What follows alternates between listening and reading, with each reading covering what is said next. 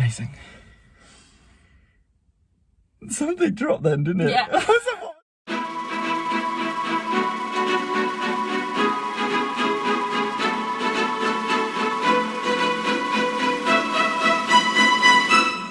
Hello and welcome back to my YouTube channel. As you can see, I'm joined with my bestie Jade again. Hello.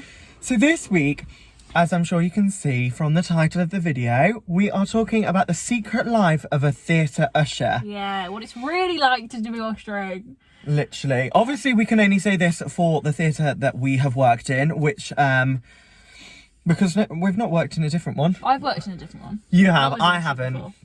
So that was my first ever time of being an usher. Gosh, is that different in other places? Probably not. If you But ever wanted to know what it's like to be a theatre usher, here you I'll go. tell Yeah, you. absolutely. But I don't know, what's it like? What's your favourite kind of show to usher? Musical, play? I like the ballets. Ah, I didn't expect you to say that at all. No, because the audience are of a certain... Age. No, not even that. Like, of a certain, like, they know what theatre etiquette is. Yeah. And they will not, they are there for that ballet. And they are... they Very just well sit there. behaved. They never go to the toilet. They sit in their right seats. They don't do anything that they don't, because they're just so lovely, and they are a little bit older as well. But we get some children that come, and even those children, So mesmerised. well-behaved, yeah. so well behaved, and that's what I like to watch myself. I'd obviously say a musical, Yeah. but then dependent on the musical, if we have something like Grease, you're constantly up and down. Yeah, Grease is shows like that. So my favourite thing, I do like listening to musicals purely because, like, when you're an usher, we're not meant, I mean, some people do, it depends on where you're sat and blah blah blah, but you're not meant to be watching the show, you're meant to be watching the audience. And that'll be said to you 1,000 times as an usher. You're not here to watch the show, you're here to watch the audience. Yeah. But you're getting paid. Yeah. So you can't be watch the show. slacking, Yeah. So of the reasons I like musicals so much is because they're more enjoyable to listen to. Yeah. Because you'd like, obviously, like, when you're like scanning the audience and stuff, you can sort of have a cheeky little look, but you can't sit there for 2.5 hours watching Literally. Phantom of the Opera. You're not allowed to do that. No, but not at all. they're more interesting, I think, to listen to. Especially fully sung musicals. I imagine Les Mis is great to sit and usher because you're just listening to the soundtrack. I've seen it I have ushered it 8 times when it came, and you are literally just hearing the whole show, aren't you? Really? And yeah, I did that show on each door, including door 11, which is like a secret door. And it's amazing because you literally get a bird's eye view of the stage, but you're looking down at the audience, and then the stage is there naturally, so you are technically not looking at the stage, but you can't not. It's in your eye line, whereas when you're sat on the side, it's not. Your chair, so if that's the stage here, your chair is like here, so, and then the So you sit audiences are here, so you're literally looking directly at the other usher, the other side, and then being able to scan up and down. Up and down, yeah. But you always have to watch the cheeky people on your side seats. And They're the worst for phones because they think they can't see you. absolutely. Yeah. And also, I always think it's a bit like a team. I always feel like it's my team where I'm sat. If I'm sat and they've got like AA and BBs, I'm like, you're my team. Don't let me down. Don't let me down. Behave. If someone lets me down, Yeah. I'm not happy. Because you want to go at the end. We'll talk a bit about what our day consists of as an usher. Oh my god, this could be a mini series. Like, I'm gonna do Can't They Add? Yeah. But basically, you have a debrief at the end, and then that's when you go through if there were any show stops, any problems, anything like that. And you don't want to be that person that goes, yeah, I had to tell someone off like 5 times. Yeah, you want to be like, my team did well. Yeah, basically. And also you don't want someone really on the radios that we wear to go to Matt, like Sort your life out. you've got someone taking photos, because that's what you're there for. So if you're not picking it up and someone else is having to basically do your job for you, then there's going to be alarm bells ringing. Also, like, it's one of those things that sometimes people are sat at an angle when you're further away, you have a better view, so it's not always a bad thing. So if someone's like, if I'm sat here and someone in the seat right next to you with their back to you is filming like this, you're never going to see that. So you are a team at the end of the day as well. But yeah, so normal day of an usher, I think that's quite interesting to go through. So come in. We'll normally arrive an hour and a half before the show, before the audience are due to get there, before the show's about to start. So, and we all meet up, sign in, grab a radio. I love those radios. Some people hate having a radio. It makes me feel so special. When you've got your little earpiece in, absolutely love it. Best part of being an usher. Because also when everything's going, if any, touch wood, nothing ever goes wrong. If anything's ever going wrong, you can also hear it in your ear, and it's like having your own little private drama going on. Because if there's a show stop or if someone's not there, or there's a costume worry, you can hear it all. You can hear it all, because we're not always on the same radio. Like, Tech normally do have their own, but sometimes if it's a show stop or something that everyone would need to know about, lots of people are on channel 2. So we have like 3 main channels. One's for like emergencies, one's for one space, and one's for the other. One's for one space, one's for the other, and then Tech have their own, and then we have one for events.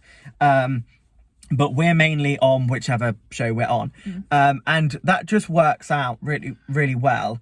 The only thing that I hate about having a radio and it being a quiet play or a show is that they're so loud. Is that people that are outside of the show, like, so people from cafe, people from reception, will talk down the radio, normally, but will talk down the radio. And if it's really quiet, or it's a really quiet scene, everyone can hear it. But you can't have your radio too low, because you need to know that information.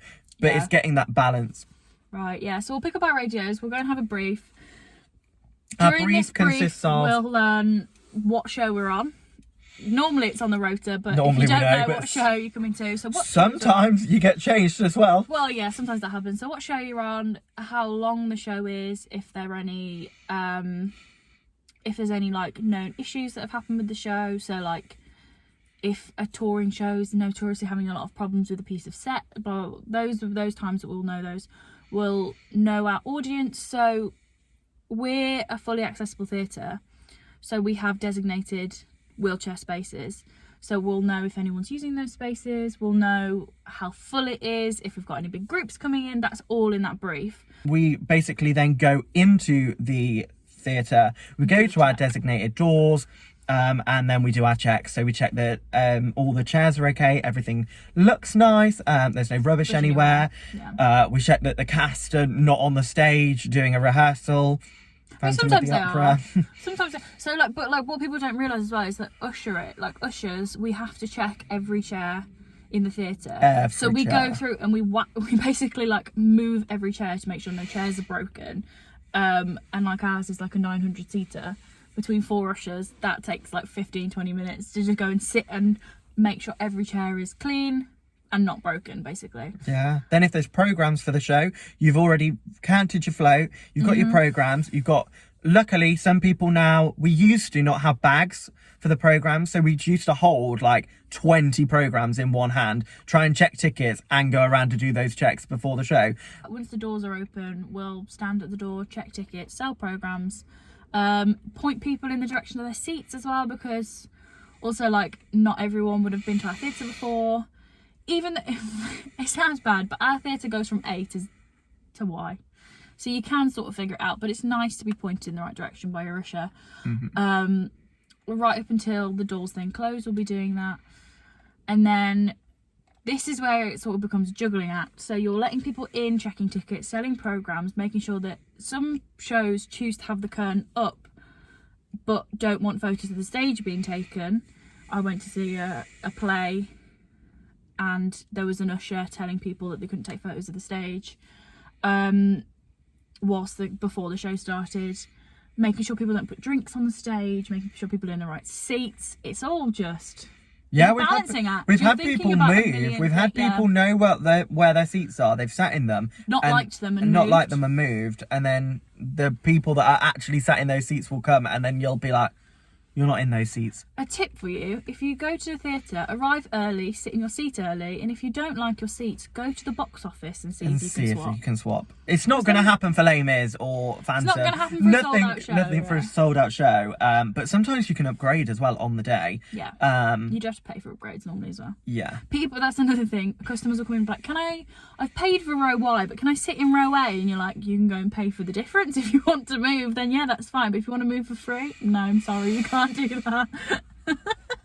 A lot of stuff happens, and it's just about telling people no in the nicest way. I have a question. So what is, because I've got a funny story. So a lot of the time ushering is pretty bog standard. We'll do the same thing every shift. Sometimes we'll have shows where either from feedback from other theatres, or we'll have a security issue or something where there'll be a funny story. So I won't name the show or who the person was, but we had a show come. We had a show come who had a celebrity guest appearance in it, and they were in one song.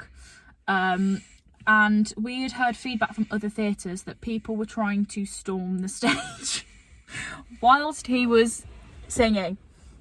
So it's a he. We've narrowed it down. Yeah, whilst he was singing, people were trying to storm the stage. So obviously we didn't want that. So we were told that extra ushers were put on and we would call guarded. So we call it the celebrity name Watch. And those were just two ushers that were sat on the stairs that lead up to the stage the entire show, making sure that ready to basically tackle anyone. Because there was a mega mix at the end that they needed to use the stairs for, so the to stairs come had down. To be in. So the stairs had to be in. I don't know why they can't be electrical, so they could come down. That would be really good, wouldn't it? That would be cool. But yeah, so the stairs. We haven't got the money. I don't know any theatre that has electrical treads. No, but it would be good, wouldn't it? Because cool. then you could always have them. Where would they go though when they're not out? Because they'd have to like slide in from somewhere. Be in the pit, wouldn't it? That'd be interesting. If you're a theatre designer, start designing that. But yeah, so we had two ushers basically ready to tackle anyone.